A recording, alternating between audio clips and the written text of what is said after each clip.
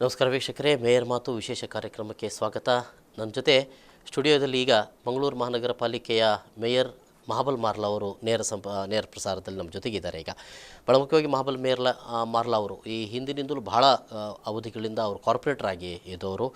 ಕಳೆದ 2 ಅವಧಿಯಲ್ಲಿ ಸಚೇತಕರಾಗಿಯೂ ಕೂಡ ಅವರು ನಿರ್ವಹಿಸಿದ್ದವರು. 2014-15 ಸಾಲಿನ ಮೇಯರ್ ಆಗಿ ಅವರು ಈಗ ಇದ್ದಾರೆ. ಮಾರ್ಚ್ 12ರಂದು ಅವರ ಅವಧಿ ಕೊನೆಗೊಳ್ಳಲಿಕ್ಕಿದೆ. ಸೊ ಈ ಸಂದರ್ಭದಲ್ಲಿ ಅವ್ರ ಜೊತೆಗಿನ ಈ ಮಾತುಕತೆ. ನಮಸ್ಕಾರ ಮತ್ತು ಸ್ವಾಗತ ಕಾರ್ಯಕ್ರಮಕ್ಕೆ ಮಹಾಬಲ್ ಮಾರ್ಲಾ ಅವರೇ. ಯಾಕೆ ಮಾರ್ಚ್ 12 ಕೊನೆ ಅಂತ ಹೇಳ್ತಾ ಇದ್ರಿ? 13ಕ್ಕೆ ನಾನು ಚಾರ್ಜ್ ತಗೊಂಡದ್ದು, 12ಕ್ಕೆ ನನ್ನದು ಕೊನೆ ಅಂತ ಹೇಳ್ತಾರೆ. ಯಾಕೆ ಬೇಜಾರಾಗಿದೆಯಾ? ಇಲ್ಲ, ಬೇಜಾರಂತಲ್ಲ. ನಾವು ಯಾವಾಗಲೂ ಮೇಯರ್ ಅವಧಿ ಅಂತ ಹೇಳಿದರೆ 1 ವರ್ಷ ಅಂತ. 1 ವರ್ಷ ಅಂತ ಹೇಳಿದರೆ ನಿಜವಾಗ್ಲೂ 13ನೇ ತಾರೀಕಿಗೆ ನಾನು ಕೂತಿದ್ದೇನೆ, 12ನೇ ತಾರೀಕು ಮುಕ್ತಾಯ ಮಾಡಿದರೆ ಅದು ಸರಿ ಅಂತ ನಾವೊಂದು ಮಾದರಿ ಆಗಬೇಕು ಯಾವಾಗಲೂ. ನಿಜವಾಗಿ ಮಾರ್ಚ್ ತಿಂಗಳ ಯಾವುದೇ ದಿನದಲ್ಲಿ ಮೀಟಿಂಗ್ ಇಟ್ಟರೆ ಅದು ಮೇಯರ್ ಕೊನೆಯ ಚುನಾವಣಾ ದಿನ ಅಂತ. ಆ ತಿಂಗಳಲ್ಲಿ ಇಟ್ಟಂಥ ಯಾವುದೇ ಸಾಮಾನ್ಯ ಸಭೆ ಮೇಯರ್ ಚುನಾವಣೆ ಅಂತ ಇದೆ. ಆದರೆ ನಾವು 10 ದಿನ ಹೆಚ್ಚು ಮಾಡಿ ಏನು ಸಾಧನೆ ಮಾಡಲಿಕ್ಕೆ ಆಗುದಿಲ್ಲ. ಸಾಧನೆ ಮಾಡುವುದನ್ನು ಅದರ ಒಳಗಾಗಿ ನಾವು ಜಾಸ್ತಿ ಮಾಡಿದ್ರು, ಕೆಲವರು 25 ದಿನಗಳು ಮುಂದೆ ಇಟ್ಟರು. ಆದ್ರೆ ಮಹಾಬಲ್ ಮಾರ್ಲಾ ಅವರು ಅದೇ ದಿನ ನಾನು ತೆರಳ್ತಾ ಇದ್ದೇನೆ ಅಂತ ಈಗಲೇ ಹೇಳ್ತಾ ಇದ್ದೀನಿ. ಹೌದು, ಆದರೂ ನಾನು ಹೇಳ್ತಾ ಇದ್ದೇನೆ. ಆದರೂ ಈಗ ನಮ್ಮ ಆಯುಕ್ತರ ಮುಖೇನ ಡಿವಿಜನಲ್ ಕಮಿಷನರಿಗೆ ಹೋಗಬೇಕು. ನಾನೀಗ ಡೇಟ್ ಕೊಟ್ಟೆ, ಈ ಸಾಮಾನ್ಯ ಸಭೆ ಈ ತಿಂಗಳಾದಮೇಲೆ ನಾನು ಡೇಟ್ ಕೊಡ್ತೇನೆ. ಆವಾಗ ಇಲಾಖಾ ವತಿಯಿಂದಲೂ ಅದಕ್ಕೆ ಪರ್ಮಿಷನ್ ಬರಬೇಕಾಗ್ತದೆ. ಅಂದರೆ ಡಿವಿಜನಲ್ ಕಮಿಷನ್ ಇತ್ತೀಚಿನ ದಿನಗಳಲ್ಲಿ ಮೇಯರ್ ಬದಲಾವಣೆ ಸಂದರ್ಭಗಳಲ್ಲಿ ಮುಖ್ಯವಾಗಿ ಅವರೇ ಬರ್ತಾರೆ. ಯಾಕೆ ಅಂತ ಹೇಳಿದರೆ ಅನೇಕ ಸ್ಥಳೀಯ ಸಂಸ್ಥೆಗಳಲ್ಲಿ ಗೊಂದಲದ ವಾತಾವರಣ ನಿರ್ಮಾಣ ಆಗಿ ಚುನಾವಣಾ ಪ್ರಕ್ರಿಯೆಗಳಲ್ಲಿ ಸರಿ ಆಗಲಿಲ್ಲ ಅಂತ ಹೇಳುವಂಥ ಸಮಸ್ಯೆಗಳು ಉದ್ಭವನ ಆದಿದ್ದರಿಂದ ಈಗ ಇತ್ತೀಚಿನ ದಿನಗಳಲ್ಲಿ ಡಿವಿಜನಲ್ ಕಮಿಷನರೇ ಬರುವಂಥ ಸಂದರ್ಭಗಳಿತ್ತು. ಈ ಹಿಂದೆ ಕಳೆದ 5 ವರ್ಷಕ್ಕಿಂತ ಹಿಂದೆ ನೋಡಿದರೆ 2006ರಿಂದ ಅದಕ್ಕೆ ಹಿಂದೆ ನೋಡಿದರೆ ಸುಮಾರು 10 ವರ್ಷಗಳ ಕಾಲ ಏನು ಪ್ರಥಮ ಮೇಯರ್ ಅವಧಿಗೆ ಡಿವಿಜನಲ್ ಕಮಿಷನರ್ ಬಂದು ಆ ಪ್ರಕ್ರಿಯೆಯನ್ನು ಮಾಡ್ತಿದ್ರು. ಅದ ನಂತರ ಎಲ್ಲವನ್ನೂ ಈಗಿನ ಮೇಯರ್ ಅವರು ಆ ಪ್ರಕ್ರಿಯೆಗಳನ್ನು ಮಾಡಿ ಸಂಬಂಧಪಟ್ಟ ಅಧಿಕಾರಿಗಳನ್ನು ಕಳಿಸ್ತಿದ್ರು, ಕೆಳ ಮಟ್ಟದ ಅಧಿಕಾರಿಗಳನ್ನು ಚುನಾವಣೆ ಪ್ರಕ್ರಿಯೆಗಾಗಿ. ಕೆಲವು ಸ್ಥಳೀಯ ಸಂಸ್ಥೆಗಳಲ್ಲಿ ಗೊಂದಲ ವಾತಾವರಣ ಸೃಷ್ಟಿಯಾಗಿ ಸದಸ್ಯರ ಬೆಂಬಲ ಆ ಸೈಡ್ ಈ ಸೈಡ್ ಅಂತ ಹೇಳುವಂಥ ಮಾತುಗಳು ಬಂದು ಅಂಥ ಸಮಸ್ಯೆಗೆ ಬೇಡ ಅಂತ ಹೇಳಿ ಬಂತು. ಏನು ಡಿವಿಜನಲ್ ಕಮಿಷನರ್ ಬಂದಿಂದಾಗಿ ಕಳೆದ ಅವಧಿಯಲ್ಲಿ ಗುಲ್ಜಾರ್ ಬಾನು ಮೇಯರ್ ಆದರು. ಇಲ್ಲದ್ರೆ ಕೇವಲ ಸಣ್ಣ ಮಟ್ಟದ ಅಧಿಕಾರಿಗಳಿದ್ರೆ ಅಂತ ಪ್ರಮೇಯಗಳು ಉದ್ಭವ ಆಗುದಿಲ್ಲ. ಎಸ್, ಈಗ ನೀವು ಮೇಯರ್ ಆದಂಥ ಒಂದು ಸಂದರ್ಭ ಏನಿದೆ, ಬೇರೆ ಬೇರೆ ರೀತಿಯಾದಂಥ ಕೆಲವು ಮಹತ್ವಗಳಿವೆ. ಒಂದು, ಆ ಸಂದರ್ಭದಲ್ಲಿ ತಡವಾಗಿ 1 ವರ್ಷ ತಡವಾಗಿ ಮೇಯರ್ ಆಯ್ಕೆ ಆದದ್ದು. ಮತ್ತೊಂದೆಡೆಯಲ್ಲಿ ಕಮಿಷನರ್ ಇಲ್ಲದೆ ಅರ್ಧ ವರ್ಷ, ಬಹುಶಃ 3/4 ವರ್ಷ ದುಡಿದಂಥ ಒಂದು ಸಂದರ್ಭಗಳನ್ನು ನೀವು ಅನುಭವಿಸಿರುವಂಥದ್ದು. ಆ ಸಂದರ್ಭದಲ್ಲಿ ಮೇಯರ್ ಮೇಯರ್ಗಿರಿ ತೆಗೆದುಕೊಳ್ಳುವಂಥದ್ರಲ್ಲೂ ಕೂಡ ಬಹಳ ಜಿದ್ದಾಜಿದ್ದಿ. ಹರಿನಾಥರು ಕೂಡ ಈ ಸಂದರ್ಭದಲ್ಲಿ ನಿಮ್ಮ ಜೊತೆಗೆ ಪೈಪೋಟಿಯಲ್ಲಿ ನಿಂತಿದ್ರು. ಯಾಕೆ ಮಾರ್ಲರವರು ನನಗೆ ಮೇಯರ್ಗಿರಿ ಸಿಗಬೇಕು ಅಂತ ಹೇಳಿದ್ದು ಅಂತ ಅನ್ನುವಂಥದ್ದು ಆ ಸಂದರ್ಭದಲ್ಲಿ ಯಾರಿಗೂ ಬಿಟ್ಟು ಕೊಡಬಹುದಾಗಿತ್ತು? ಅಲ್ಲ, ಈಗ ನೋಡಿ, ನಾನು ಒಂದು ಜನರಲ್ ಕ್ಯಾಟಗರಿಯಲ್ಲಿ ಚುನಾವಣೆಗೆ ನಿಂತು ನಮ್ಮ ಏನು ಕ್ಯಾಟಗರಿಯಲ್ಲಿ ಬಂಟ್ ಆಗಿರ್ಬೋದು ಅಥವಾ ಕ್ಯಾಥಲಿಕ್ ಆಗಿರ್ಬೋದು ಅಥವಾ ಬ್ರಾಹ್ಮಣರಾಗಿರ್ಬೋದು ಅಥವಾ GSP ಈ ಸಮುದಾಯದವರಿಗೆಲ್ಲ ಜನರಲ್ ಒಂದೇ ಅವಕಾಶ. ಜನರಲ್ ಅವಕಾಶ ಹೊರತುಪಡಿಸಿದರೆ ಇನ್ನೊಂದು ಅವಕಾಶ ನಮಗೆ ಸಿಗುವುದಿಲ್ಲ. ಆದ್ದರಿಂದ ನಾನು ಈ ಒಂದು ಅವಧಿಯನ್ನು ನಮ್ಮ ಪ್ರಸ್ತಾವನೆ ನೀಡದಿದ್ದರೆ ಮುಂದಿನ 5 ವರ್ಷದ ಕಾಲದಲ್ಲಿ ನನ್ನ ಪ್ರಸ್ತಾವನೆ ಇಡಲಿಕ್ಕೆ ನನಗೆ ಅವಕಾಶ ಇಲ್ಲ. ಆದರೆ ಇನ್ನುಳಿದ ನನ್ನ ಜೊತೆಯಲ್ಲಿದ್ದ ಏನು ಸ್ಪರ್ಧಾಳುಗಳಿದ್ದಾರೆ ಅದರಲ್ಲಿ ಲ್ಯಾನ್ಸ್ಲೋಟ್ ಪಿಂಟು ಅತಿ ಹಿರಿಯರಾಗಿರುವವರು, ಅವರಿಗೆ ಅವಕಾಶ ಇಲ್ಲ, ಅವರಿಗೆ ಜನರಲ್ ಕ್ಯಾಟಗರಿ ಆಗಬೇಕು. ಆದರೆ ಏನು ಆ ಸಂದರ್ಭದಲ್ಲಿ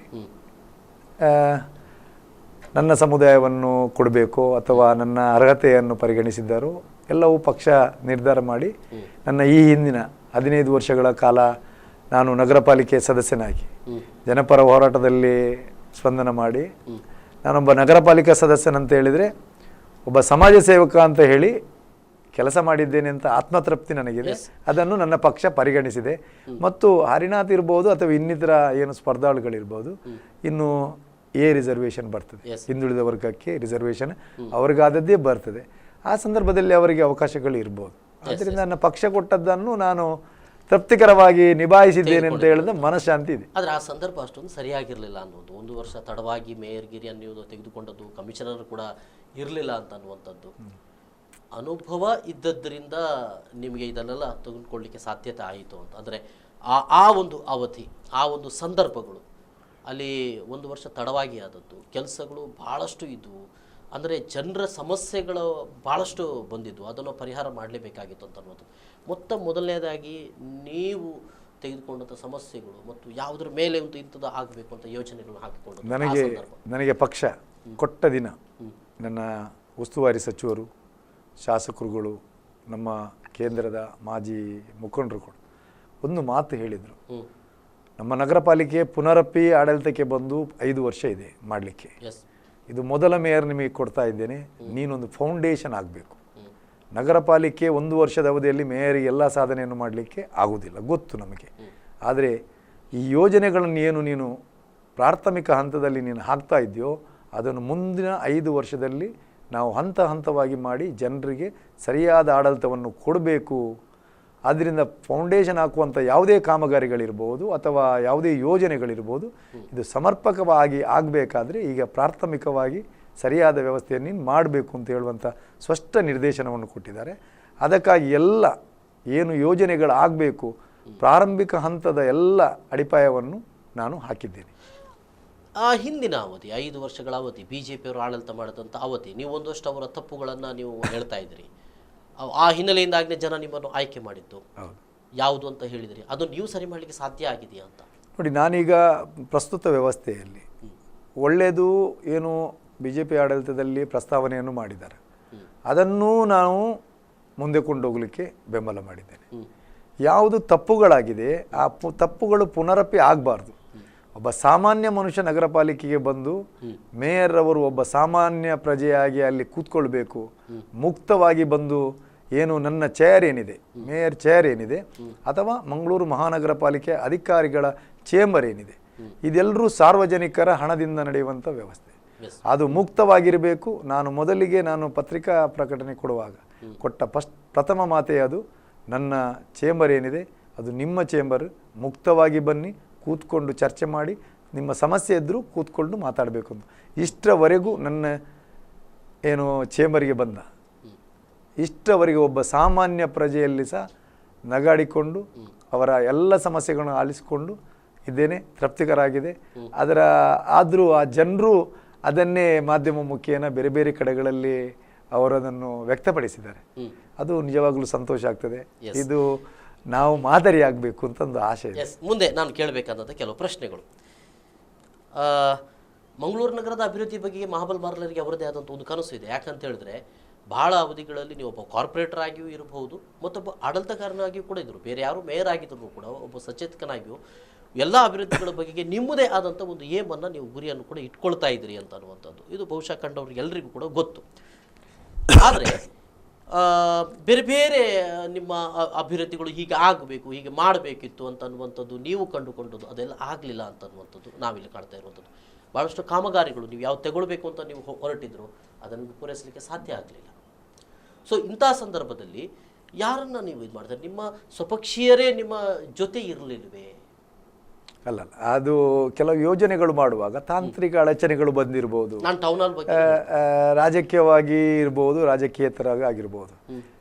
ನಿನ್ನೆ ಕಳೆದ 2 ದಿನದ ಹಿಂದೆ ಒಂದು ಮಾಧ್ಯಮದ ಪಾತ್ರಕರ್ತ ಮಿತ್ರರು ನೇರವಾಗಿ TV ಮಾಧ್ಯಮದಲ್ಲಿ ಒಂದು ಕ್ವಶನ್ ಕೇಳಿದ್ರು. ನಿಮ್ಮವರು ಕೆಲವರಿಗೆ ಮಾರ್ಲರ್ ಅವಧಿಯಲ್ಲಿ ಜನ ಒಪ್ತಾರೆ, ಜನ ಮೆಚ್ಚುತ್ತಾ ಇದ್ದಾರೆ, ಅದು ರಾಜಕೀಯವಾಗಿ ಒಳ್ಳೆಯದಲ್ಲ ಅಂತ ಹೇಳುವಂಥ ಮನೋಸ್ಥಿತಿಯಲ್ಲಿ ನಿಮ್ಮ ಅವಧಿಯಲ್ಲಿ ಟೌನ್ ಹಾಲ್ ಆಗಬಾರ್ದು ಅಂತ ಹೇಳುವಂತ ಇದ್ದಾರೆ. ನಾನು ಅದಕ್ಕೆ ನೇರವಾಗಿ ನಗಾಡಿಕೊಂಡು ಹೇಳಿದೆ ಒಂದು ಮಾತು, ಹಾಗಾದರೂ ಸಹ ಒಂದು 10 ಜನರಿಗೆ ಸಂತೋಷ ಆಗುದಿದ್ರೆ ಅದು ಆಗಲಿ ಅಂತ ಹೇಳಿದೆ. ಅದಕ್ಕಿಂತ ಹೆಚ್ಚು ಹೇಳಲಿಕ್ಕೆ ಆಗುವುದಿಲ್ಲ. ಅಂಥ ಮನೋಭಾವನೆಯವರು ಮಂಗಳೂರಲ್ಲಿ ಇಲ್ಲ. ಲೆಕ್ಕದಲ್ಲಿ ಯಾವುದೇ ಪಕ್ಷ ಇರ್ಬೋದು, ಯಾವುದೇ ರಾಜಕೀಯ ಕ್ಷೇತ್ರ ಇರ್ಬೋದು ಅಥವಾ ಸಮಾಜ ಕ್ಷೇತ್ರ ಇರ್ಬೋದು, ಮಂಗಳೂರಿನ ಜನರು ವಿದ್ಯಾವಂತರು, ಬುದ್ಧಿವಂತರು.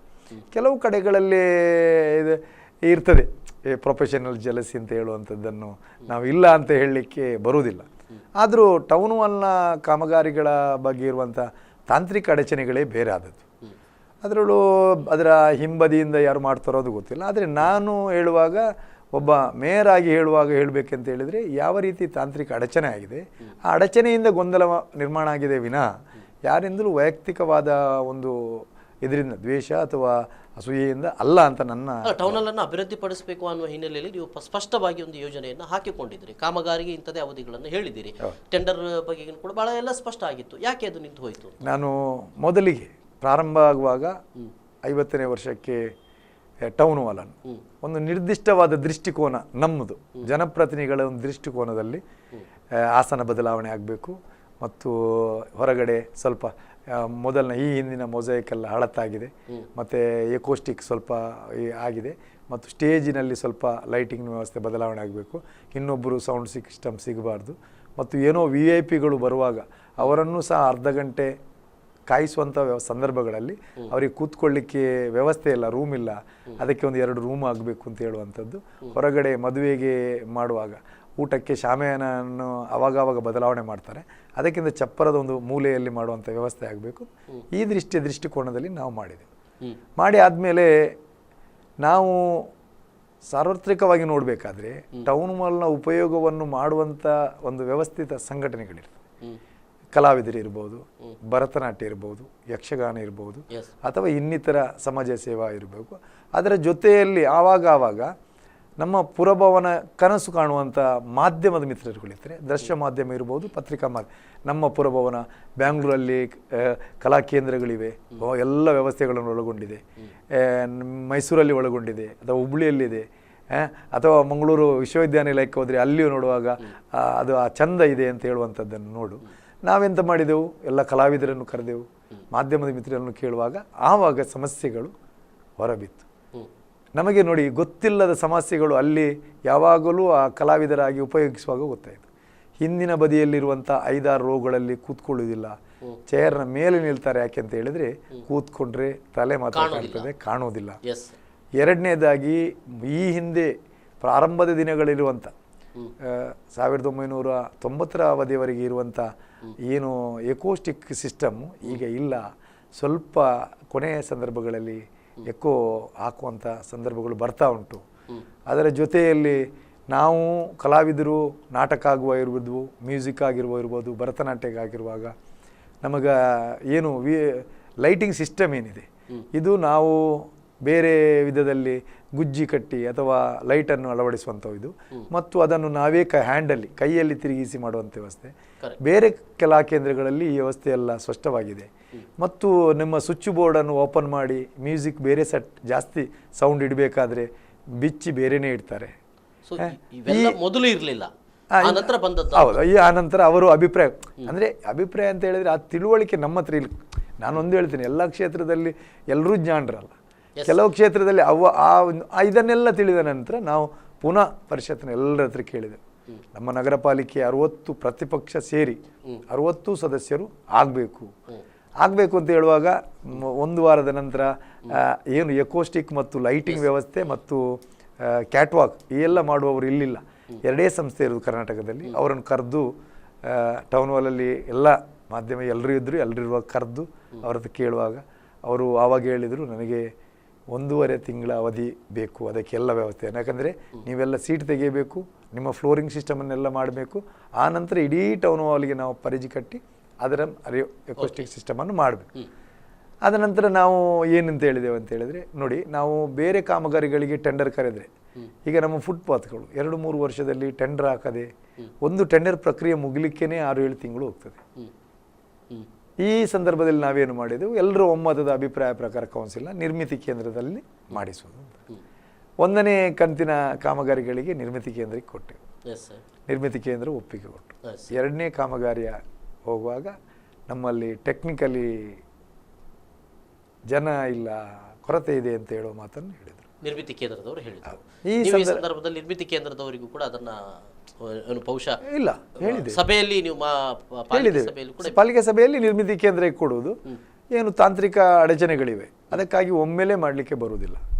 ಈಗ ನಿರ್ಮಿತಿ ಕೇಂದ್ರಕ್ಕೆ ಕೊಡುವುದಕ್ಕೂ ಅವದಕ್ಕೂ ಸರ್ಕಾರದ ಒಂದು, ಈಗ ಸರ್ಕಾರ ಕೊಡ್ತದೆ, ಸರ್ಕಾರ ಎಷ್ಟೇ ದೊಡ್ಡ ಯೋಜನೆಯನ್ನೂ ಕೊಡ್ತದೆ, ಕೊಟ್ಟರೂ ಸಹ ಸ್ಥಳೀಯ ಸಂಸ್ಥೆಗಳು ಬರೋ ನಿರ್ದಿಷ್ಟ ಇಷ್ಟು ಅಮೌಂಟಿನ ಕಾಮಗಾರಿಗಳನ್ನು ಮಾತ್ರ ಕೊಡಬೇಕು ಅಂತ. ಓಕೆ. ಅದರಲ್ಲೂ ಎರಡು ಇರ್ತದೆ ನೋಡಿ. ಒಂದನೇದ್ದು ಸಿವಿಲ್ ಕಾಮಗಾರಿಗಳನ್ನು ಒಂದು ವಿಭಾಗ ಮಾಡಬೇಕು.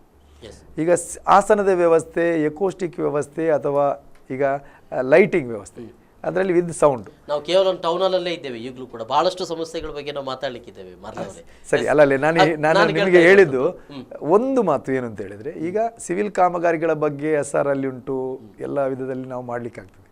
ಆದರೆ ಈಗ ಒಂದು ಲೈಟಿಂಗ್ ವ್ಯವಸ್ಥೆ ಹೇಳುವಾಗ 100ರಿಂದ 1000ದವರೆಗೂ ಇರ್ತದೆ.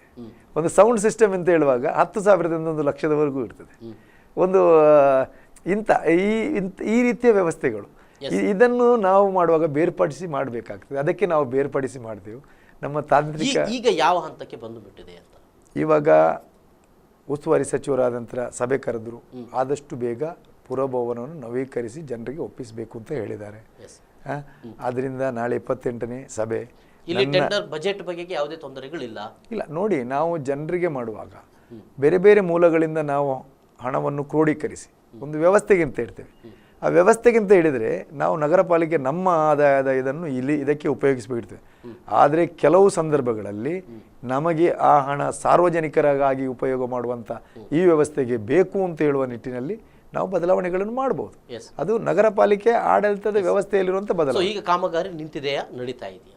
ಈಗ ಒಂದು ಆದದನ್ನು ನಡೀತಾ ಇದೆ. ಇದೇ ಮುಂದಿನ ಸಭೆಯಲ್ಲಿ ಈಗ ಸೋಮವಾರ ಬರ್ತಾರೆ. ಈ ವೀಕಲ್ಲಿ ನಾವು ಅದಕ್ಕೆ ಸ್ಪಷ್ಟವಾದ ನಿರ್ಧಾರವನ್ನು ಕೊಡ್ತೇವೆ. ಯಾವುದನ್ನು ನೇರ ಗುತ್ತಿಗೆ, ನಿಜವಾಗಿ ನಾನು ಹೇಳಬೇಕಂದ್ರೂ ಸುಮಾರು ಈಗ ಮಾರ್ಚ್ ಏಪ್ರಿಲ್ 2 ತಿಂಗಳಂತೂ ಬೇಕೇ ಬೇಕು. ನಾನು ಇದೆಲ್ಲ ಮೇ ತಿಂಗಳ ಒಳಗಾಗಿ ಟೌನಲ್ಲಿ ಆಗ್ಬೋದು, ಎಲ್ಲ ಕಂಪ್ಲೀಟ್ ಆಗಿ ಆಗ್ಬೋದು. ಎಕ್ವಿಸ್ಟಿಕ್ ಆಗಲಿ ಮತ್ತು ಎಲ್ಲ ಸ್ಟೇಜ್ಗೆ ಬೇಕು. ಎಲ್ಲವಾಗ ನಾವು ತುರ್ತಾಗಿ ಮಾಡಿದರೆ ಆಗ್ತದೆ. ಯಾಕೆಂತ ಹೇಳಿದ್ರೆ ಈಗ ನಾವು ಶಾರ್ಟ್ ಟೆಂಡರ್ ಕರಿಬೇಕಾದ್ರೆ 5 ಲಕ್ಷಕ್ಕಿಂತ ಮೇಲ್ಪಟ್ಟ ವರ್ಕ್ಗಳನ್ನು ಮಾಡಬೇಕಾದ್ರೆ ಈ ಟೆಂಡರ್ ಪ್ರಕ್ರಿಯೆ ಅಂತ ಉಂಟು. ಈ ಟೆಂಡರ್ ಪ್ರಕ್ರಿಯೆ ಸುಮಾರು 2 ತಿಂಗಳ ಅವಧಿಯಲ್ಲಿ ಅವನಿಗೆ ಅವಕಾಶ ಕೊಡಬೇಕು ಟೆಂಡರ್. ಅದನ್ನು ನಾವು ಶಾರ್ಟ್ ಟೆಂಡರ್ಗೆ ಅಂತ ಜಿಲ್ಲಾಧಿಕಾರಿ ಅವ್ರ ಕೇಳಿ ಅವರು ಅದಕ್ಕೆ ಒಪ್ಪಿಗೆ ನೀಡಿದ್ದಾರೆ. ಆದ್ದರಿಂದ ಆ ರೀತಿ ಯಾವುದೆಲ್ಲನೆಲ್ಲ ಯಾವ ರೀತಿ ಮಾಡಬೇಕು ಅಂತ ಹೇಳುವುದು. ಯಾಕೆಂತ ಹೇಳಿದರೆ ನಾಳೆ ನಾವು ಒಂದು ವ್ಯವಸ್ಥಿತ ರೀತಿಯಲ್ಲಿ ನಮ್ಮ ಉದ್ದೇಶ ಒಳ್ಳೆದಿದ್ದರು, ನಮ್ಮ ಬಗ್ಗೆ ಅಭಿಪ್ರಾಯ ಒಳ್ಳೆದಿದ್ದರು, ನಾಳೆ ಹೇಳಬಾರ್ದಲ್ಲ. ಈಗ ಸೀಟ್ ಅಂತ ಹೇಳುವಾಗ 1,500ಗೂ ಸೀಟ್ ಇರ್ತದೆ. ಒಂದು ಕಂಪೆನಿ, ಬ್ರ್ಯಾಂಡೆಡ್ ಕಂಪನಿದು ಅಂತ ಹೇಳಿದರೆ ಎಲ್ಲದಕ್ಕೂ ಈ ದೇಶದಲ್ಲಿ ಬ್ರ್ಯಾಂಡ್ ನೇಮ್ IAS ಬ್ರ್ಯಾಂಡ್ ಇರ್ತದೆ. ನಾವು ಹೇಳುವಾಗ ಜನ ಕೆಲವುದನ್ನು ನಿರ್ದಿಷ್ಟವನ್ನು ಹೇಳ್ತಾರೆ. ಏನು 1-2 ವರ್ಷದಲ್ಲಿ ಸೀಟ್ ತುಂಡಾಗಿ ಹೋಯಿತು, ಅವ ನಿಂತಿರಲಿ ಹಾರಾಡಿರಲಿ. ಆದರೆ ಜನ ಹೇಳುವಾಗ ಅಂತ ಹೇಳ್ತಾರೆ, ಬ್ರ್ಯಾಂಡೆಡ್ ಒಳ್ಳೆಯ ಕಂಪನಿದು ಹಾಕಿದರೆ ಈ ಕಷ್ಟ ಇರೋದಿಲ್ಲ ಅಂತ. ಅಂಥ ಸಮಸ್ಯೆಗಳನ್ನು ನಿವಾರಣೆ ಮಾಡೋಕ್ಕೋಸ್ಕರ ಸ್ವಲ್ಪ ತಡ. ಇನ್ನೂ ಒಂದಷ್ಟು ಪ್ರಶ್ನೆಗಳನ್ನು ಕೇಳಬೇಕಾಗಿದೆ, ಬಹಳಷ್ಟು ವಿಷಯಗಳಿದ್ದಾವೆ. ನಮ್ಮ ಜೊತೆ ಮಂಗಳೂರು ಮಹಾನಗರ ಪಾಲಿಕೆಯ ಮೇಯರ್ ಮಹಾಬಲ್ ಮಾರ್ಲಾ ಅವರಿದ್ದಾರೆ. ಅವ್ರ ಜೊತೆಗಿನ ಸಂವಾದ ಮುಂದುವರೆದು ಸಣ್ಣ ಬ್ರೇಕ್ ನಂತರ ಮತ್ತೆ